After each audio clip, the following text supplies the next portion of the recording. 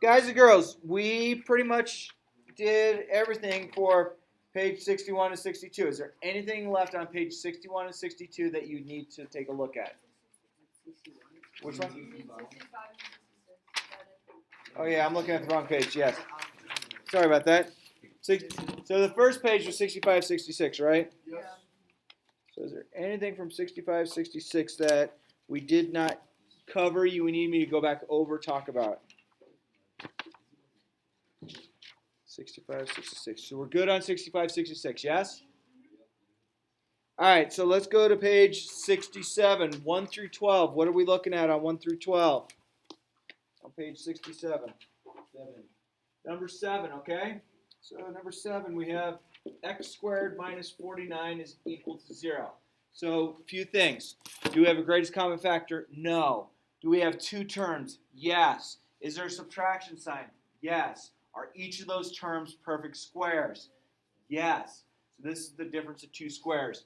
So this will become x plus 7 and x minus 7, which gives you an answer of x equals negative 7 and x equals positive 7. There's two answers.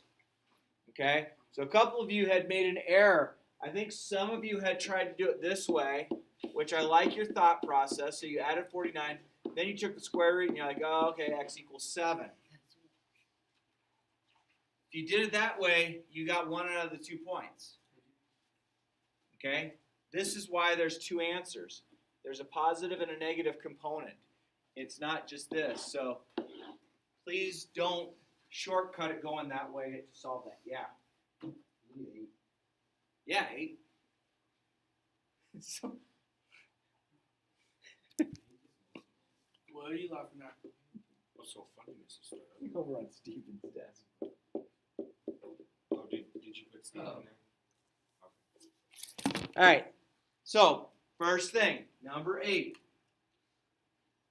Is there a greatest common factor? No.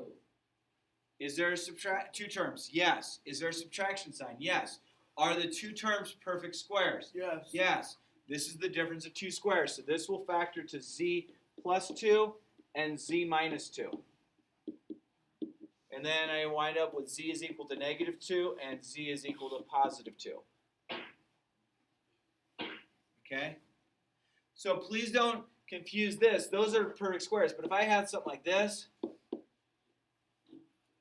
what's not the perfect square up there?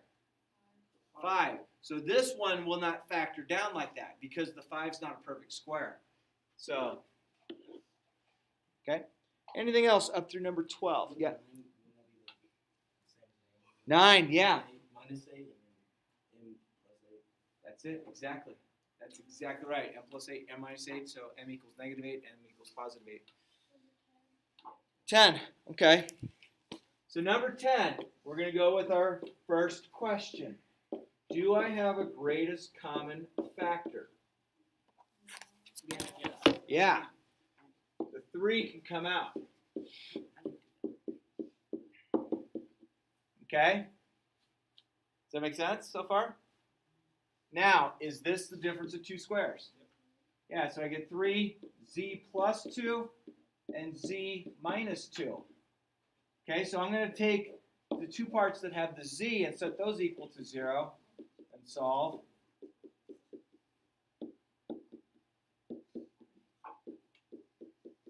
Okay, so the 3 does not indicate one of the solutions to the problem. The 3 does this. If I had graphed this, this is what this one looks like.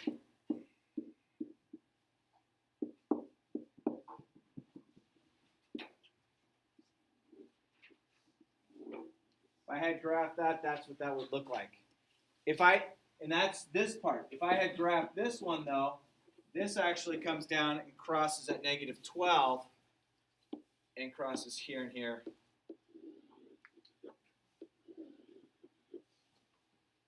So they cross at the same place on the x-axis, but it stretched it out. So that's what this 3 does. It just changes how fast it stretches. Okay. Yeah. Questions up through 12 anymore? Yeah. 11 and 12, sure. 11, I have d squared minus 2d is equal to 0. Do I have a greatest common factor? Yes. I do.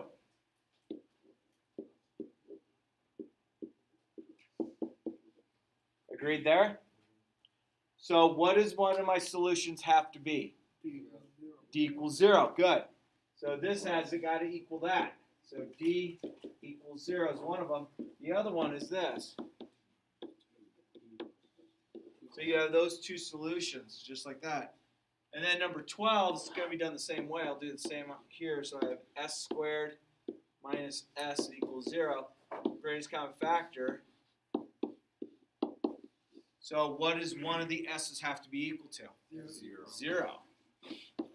And then s minus 1 equals 0, so s equals 1. Okay? Any other questions on that very front page of 67, 1 through 12? Feeling okay about it?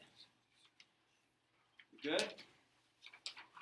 All right, page 68, the backside, up to 21. Anything there? 15? Okay.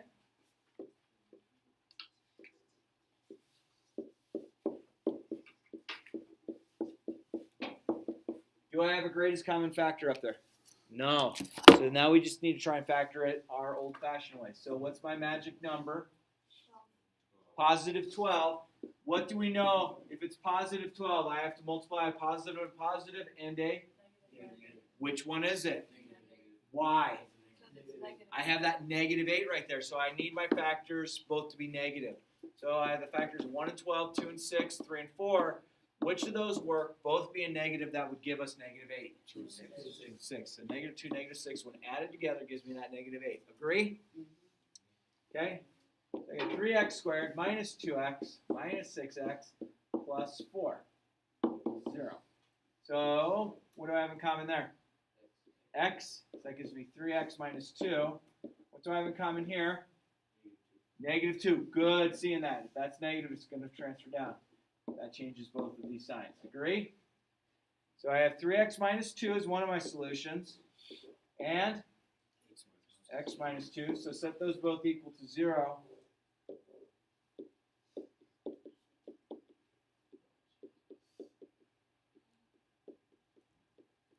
Cool, there's one answer, and then x minus 2 equals 0. X is equal to 2. Done. Anything else that we need to take a look at on here? 2, 1. Okay. Oh, what number was this one? 21. Number 21. X squared plus 3x minus 4. And it equals 50. Yeah, because this needs to be 0. So the only way to make this 0 is to subtract 50 from both sides. Yeah, negative 54 over there. So x squared plus 3x minus 54 is equal to 0. What's my magic number? Negative 54. In order to get a negative 54, what do you know about the signs? Positive, negative. So I got 1 and 54, 2 and 27, 3 and 18, 4 doesn't work, 5 doesn't work, 6 and what? 9? 7, 8, 9. Okay, we're done. Which one positive, which one negative would add up to positive 3? Negative 6. Positive 9, negative 6. Negative 6 and a positive 9. Everyone good with that? Okay, so whatever order we want, we'll put it. So I had x squared minus 6x plus 9x minus 54. What does that break down to? X and x minus 6, good. What do I factor out here? Yeah, positive 9. X minus 6. So I get x minus 6, x plus 9, right? So then my answers, x equals 6, x equals negative 9, right? Agree? Cool. Y'all feeling okay about these? So it's the factoring, and then you take the two binomials and set those equal to 0 and solve it, and then you go back to first semester algebra 1. 20? Yeah. Number 20. 2x squared minus x equals 15. Can I start factoring this as is? No. What do I have to do? Move the 15 over. So I'm going to subtract 15 from both sides because that is a positive 15, so I have to do the opposite.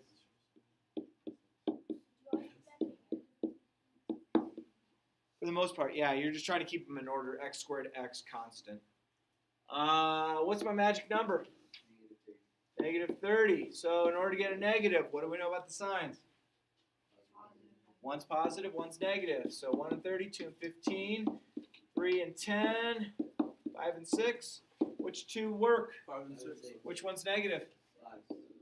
5 is positive, 6 is negative, right? Okay? So I get 2x squared plus 5x minus 6x minus 15. What do I have in common here? X, and that leaves me 2x plus 5. What do I factor out here? Negative 3, good.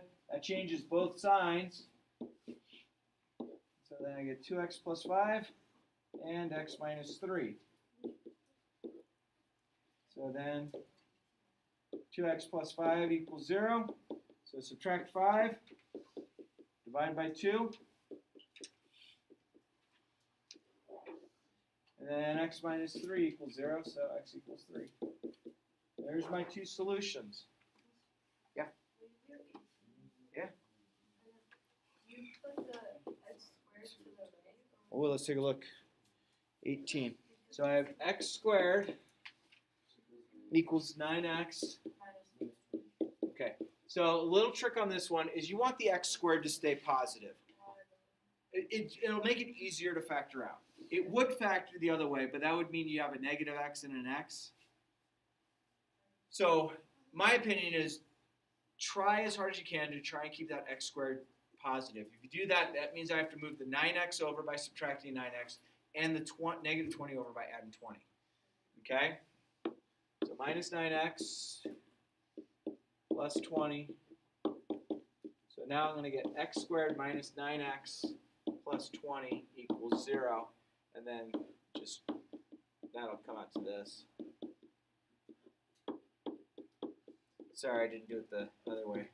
But I did do it the long way. I thought you guys would be okay with that. Once you saw the first trick, then it's like, oh, that's an easier one to factor. Okay, the magic number is positive 20. How do I get to positive 20? 1 and 20, 2 and 10, 5 and 4, both negative.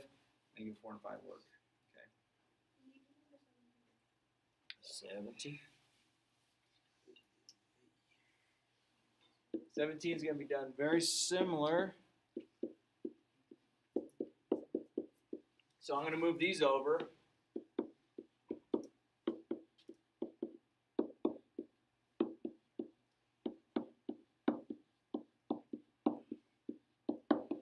And then this will be y minus 10, y plus 2. That'll, because I'm pretty sure you'll be able to factor that. So y equals 10. Y equals negative 2.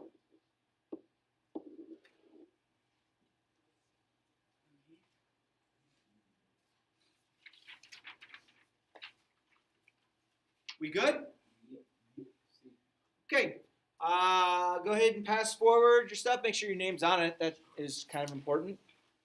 Please.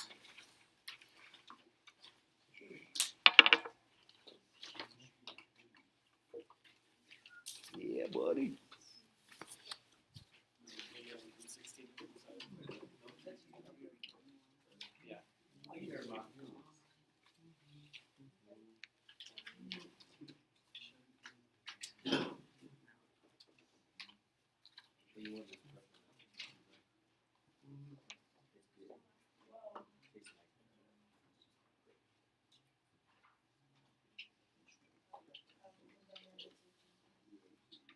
All right. So, before I let you know what we have, let's read these names off, make sure we're good. If you hear your name, this means you owe me a test or a quiz. So let's see. Stephen K has a quiz. Liam, you have a quiz. It's a front back front, probably 25 to 30 minutes. Cool. And then let's see. Stephen K, you have quiz number 4, 3 questions. Stephen K, quiz number 3, 3 questions. Josh, quiz number 3, it's 3 questions. 5 or 6 minutes actually. Why don't you take it right now? Because it's quick. David, you have that 3 question. Why don't we do it real quick? Stacks, you have a 3 question one. Why don't we do that real quick? What's that? Oh, I haven't got to the bottom of my pile yet.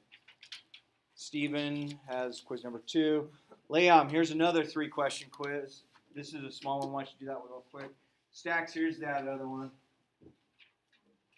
Steven, quiz number 1 as well. Stephen K. Stephen K. The chapter 2 or the chapter test. And Stephen K. The quiz number 2. How many assessments do you see? Couple. One or 2.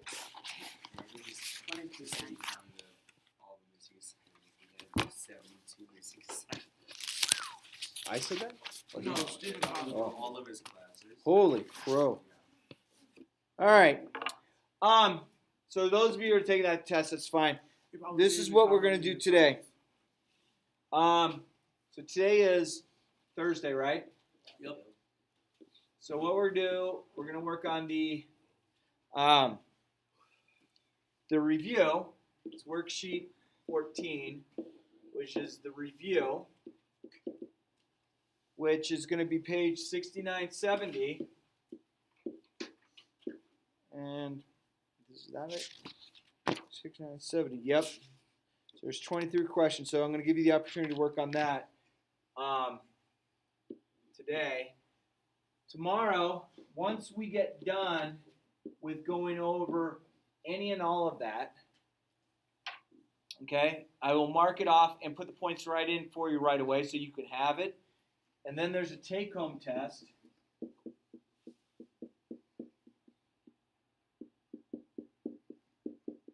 That we will give you tomorrow. You'll have time in class. Now here's the thing with the take-home test. Okay, it'll be worth, I don't know, about 20% of your test grade. So I'm going to grade it on Monday. I will not help you on this. But use whatever resources you need other than me. Okay? So if you have a tutor, if you want to work with your friends, if you want to ask other math teachers, you can. Okay? And then Monday will be our normal test, which will look very similar to this. So this will be worth probably 20 points, and this will probably be worth 70 points. Okay? Now, why is the normal test worth a heck of a lot more? Well, because this one is as honest as possible because you're obviously here doing it. This one, I can't always verify if 100% of is your work, right? True. So I'm going to give you the opportunity. Why don't you all start on this? You help us on that, right? Absolutely. And I will go over any and all of this tomorrow, and you'll get the points right away. And then this can work. You can use it on this and anything else you have. Cool?